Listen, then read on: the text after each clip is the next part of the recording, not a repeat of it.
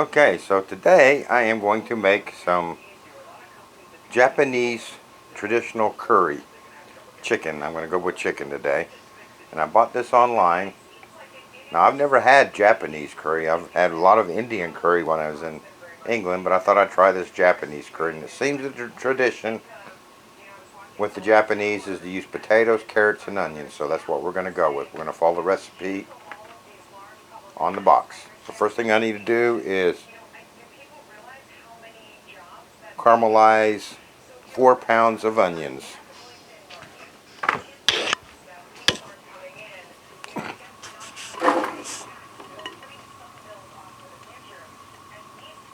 And that was fun chopping those up. So I put some oil in there, got it on medium heat. We just cook those until they're sauteed, and I'll see you when I add the next ingredient. So that's starting to get nice and golden brown, translucent for sure. So I'm going to go ahead and add the rest of the ingredients. I did about 1.5 pounds, 2 pounds of potatoes, cubed. 1 pound of carrots coarsely chopped.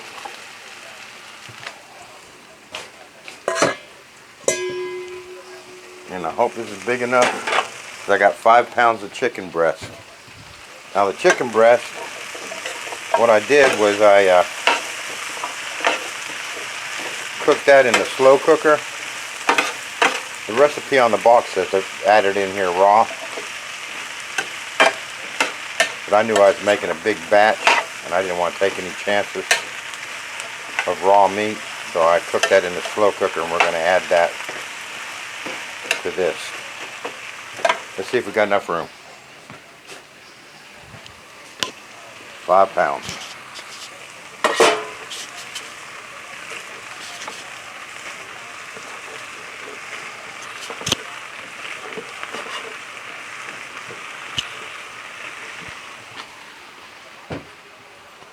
It's going to be close, because I still got to add water to this. Might have to get that big pot out.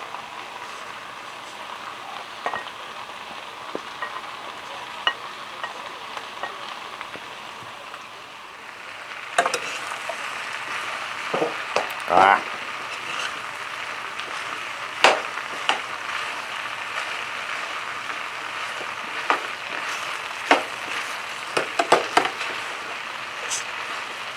Yeah, we're going to have to get the big pot, but I'm going to let this simmer in here, and then we'll mix it all up in the big pot.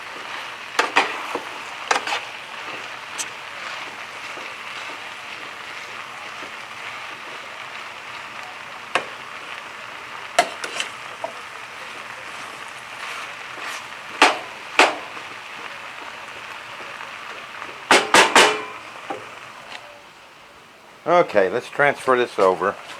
I don't know if it's on camera, but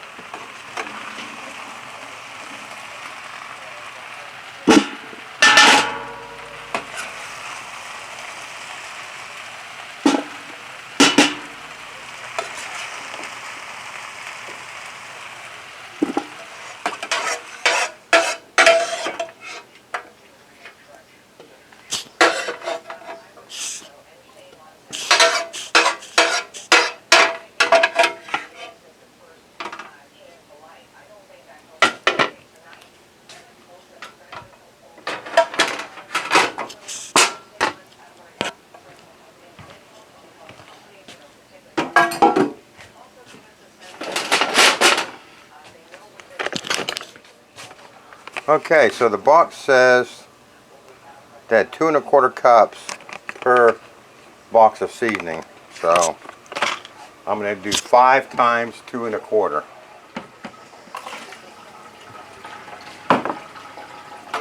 Okay, so now we're going to bring that to a boil.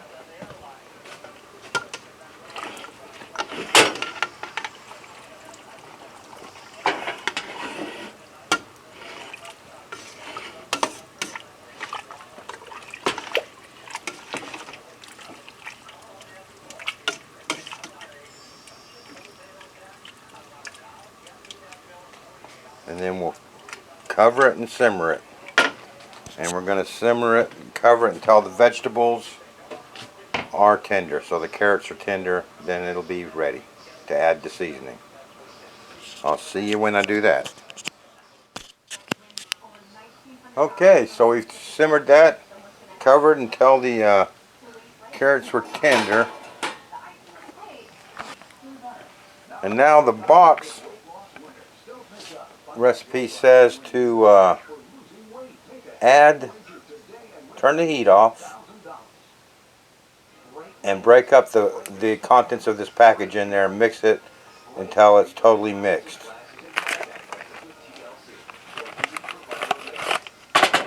When you open it, it comes in a package like that. So we're going to add the full contents of this. And I got 5 of them because I did 5 pounds of meat.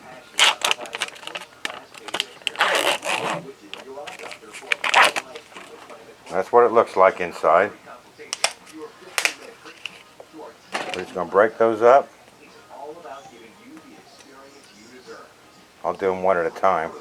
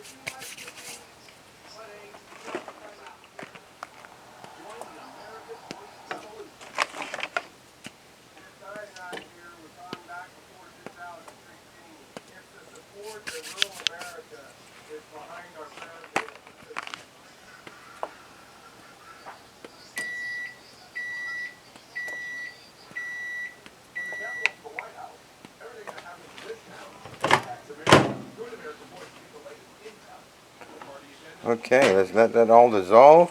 It's really got a nice curry smell to it.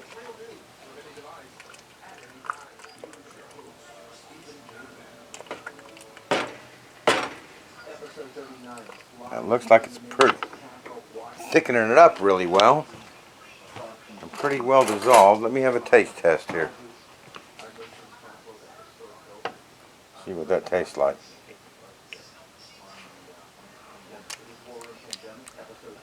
Oh yeah, that's delicious. Oh my God. That is good. Oh yeah. Check that out.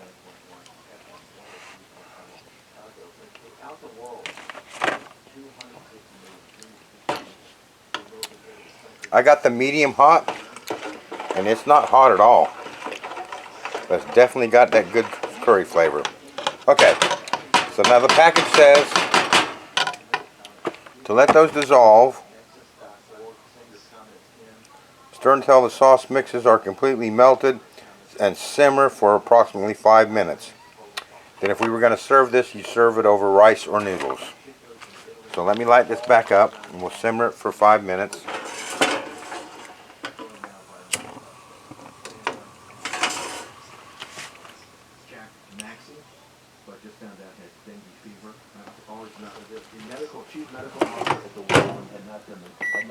And that's really the sign off, the check off list. Always good to know about your co-host what you're finding out. I think you'll be pleasantly surprised. If you like curry, you're going to like this. It's definitely got a good curry flavor.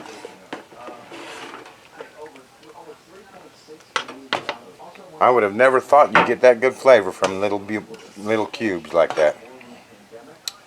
I'm definitely going to be buying those again. I think I'll do a shrimp curry with stir-fried vegetables instead of carrots and potatoes and onions with that sauce. But this was my first time using the sauce, and I thought, well, I better just stick with the traditional Japanese, since it's a Japanese sauce recipe, because I didn't want to mess anything up, because I had no idea what the sauce was going to come out like. But look how thick that's thickening up. Oh man, that's good.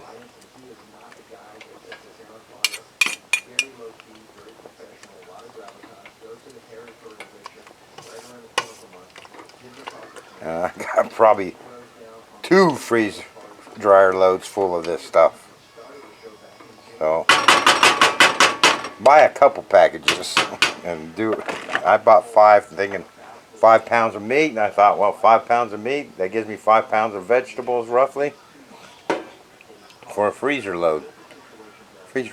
But I think I probably got a lot more than that when you figured in the weight of the water and all that. Probably 2 loads. So we'll let that cool down. I'm not going to simmer it much more because it is kind of thick already. So I'm going to let that cool down. Then I'll tray it up and stick it in the freezer. And next time you see this, it'll be coming out. 4 trays of it. I'll see you then.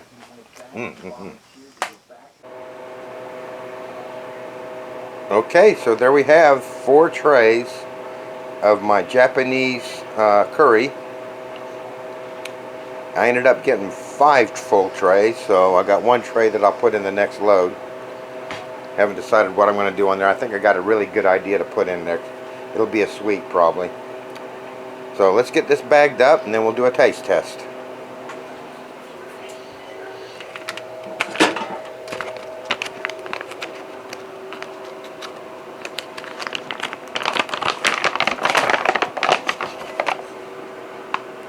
Again, I'm going to use my 1-gallon Mylar bags.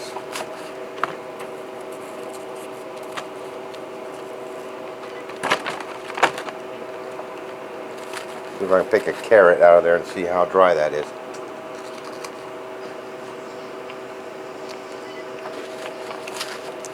Yep, that's dry.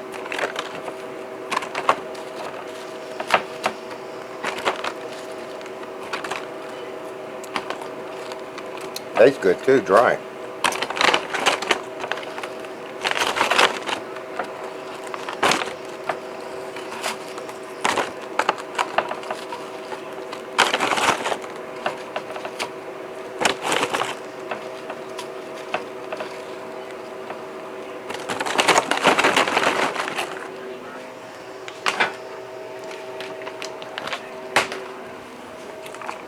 Cue the music while I do this.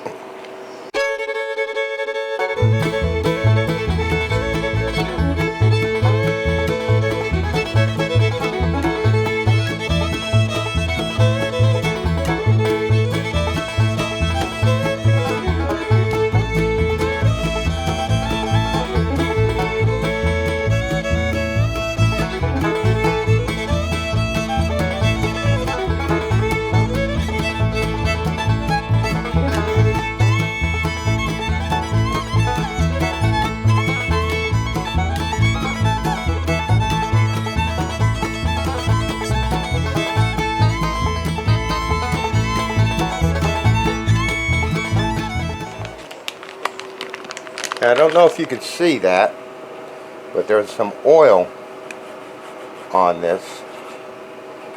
So maybe that those cubes that I had have a little bit of oil in them. So what I'm going to do, I read online about oil, and oil for it to go rancid needs oxygen. So I would normally put a 300 cc O2 absorber in here, but I'm going to throw 2 in each bag. to really make sure I get all the oxygen out of there. That's overkill, I know, but these are cheap enough. And I want this for long-term storage, so I put two of these O2 absorbers, 300 cc's in each pouch. I'll ziplock them shut. Squeeze out as much air as I can.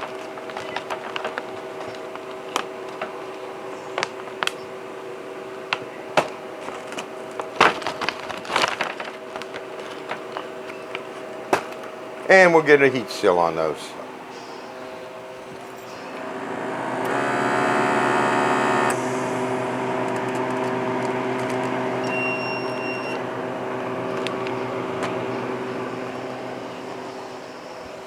Okay, we got those heat sealed. Let's label them up.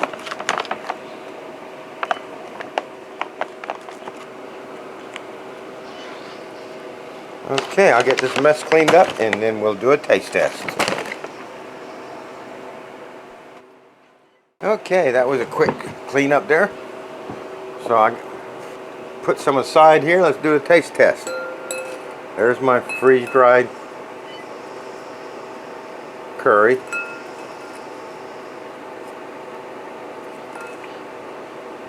Like I say, on that tray, that was it was oily. Not a huge lot, and actually on that was really one tray that was worse than the rest of them. Probably getting towards the bottom of the pan when I put it in, I guess. I don't know. But I'm not too worried about it because it wasn't like soaked in oil, but there was a film on my mat, so I put extra oxygen absorbers and that should take care of it. So just put some water in here.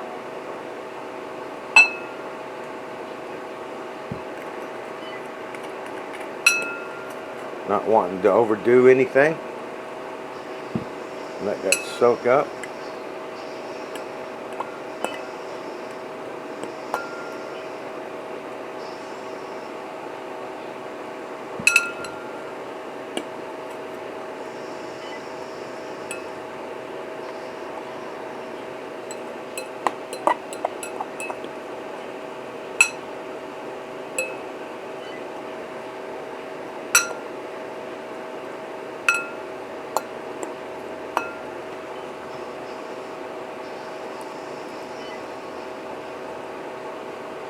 Now, if you remember right, it was a little bit soupy. So I'm going to make it soupy again. I'll leave that set for a minute or two because those are some pretty big chunks of carrot and potatoes, and I know those potatoes from past experience with my potato salad are slow to absorb water. Actually, that chunk right there, I can see a little bit of dryness on that chunk. I just put some water on it. Okay, that's been a minute. Let's give it a stir.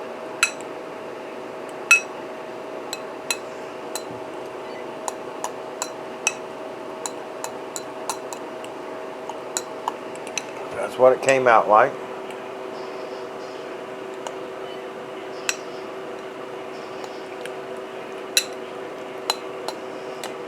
Let's see what it tastes like.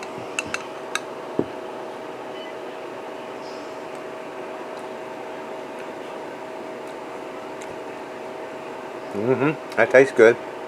The carrots have rehydrated well.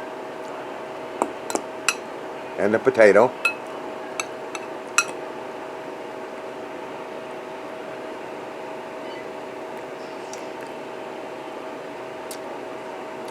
Yeah, that's very nice. Tell you what I'm going to do. I think I'll put some of that, since I don't have rice right now, made up over some bread.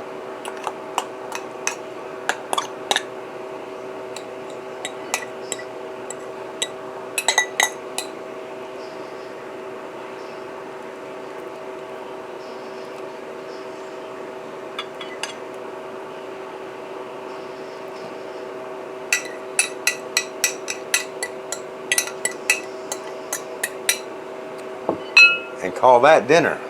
Check that out. Japanese chicken curry over a bed of bread.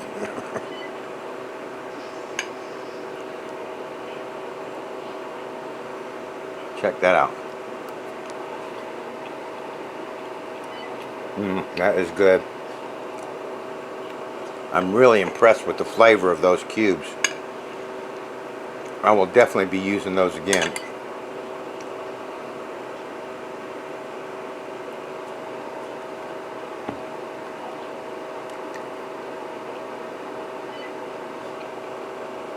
I think after freeze drying it, a lot of that kick of the curry has diminished a little bit. I still got some good curry flavor, but I would call this a mild curry now.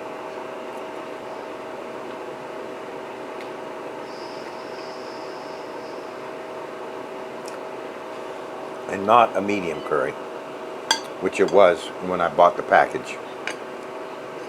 And when I ate it fresh, it did taste medium. So some of the kick is gone from the flavoring, but still very, very good.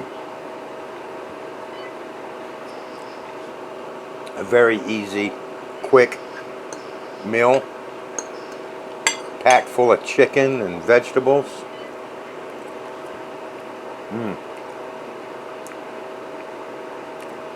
That's good. Well, I'm going to call that another success.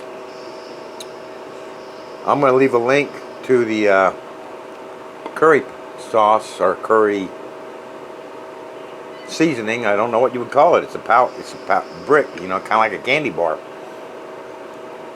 So I'm going to leave a link to that where I got it off of Amazon below in the description if you want to try it. I think you'll be impressed. I would say if you've ever had Indian curry, I mean, I've had them all, from mild chicken tikka masala, which is really, really mild. It's got kind of a yogurt-based curry. Pretty good. Then you got your korma, which is a medium hot, which is good with spice. It's got a kick to it. And that's kind of like the one I really like, is the korma. And if you're really adventurous, then you go for the vindaloo. That is curry that makes you sweat when you're eating it. And sometimes, you know, you're in the mood to have a sweaty, hot meal, and that's the one you want, vindaloo. If you ever see that in a jar, just know you're going to be getting a very hot curry. Good, but very, very hot. You will sweat eating it. But this, I would call it a mild curry now, but very nice. The Japanese curry, it's not sweet. I bet you there's, I can't remember what the ingredients are, and I threw the packet away a day ago. But I shouldn't think the sugar's high up on the list, so it's not sweet, but it's got the, almost like a fruity flavor to it. I know in Indian curries, a lot of them will put raisins in it, in their curry.